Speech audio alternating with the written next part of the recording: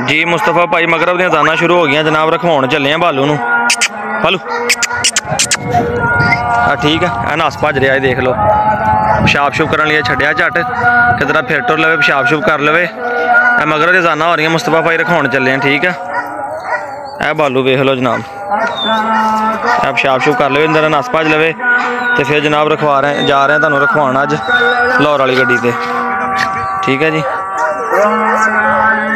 लगा स्टैंड भी लाउण लगा जी, स्टैंड ने अगे भी एक बार लाया, हुण फिर स्टैंड लाउण लगा जी ठीक है।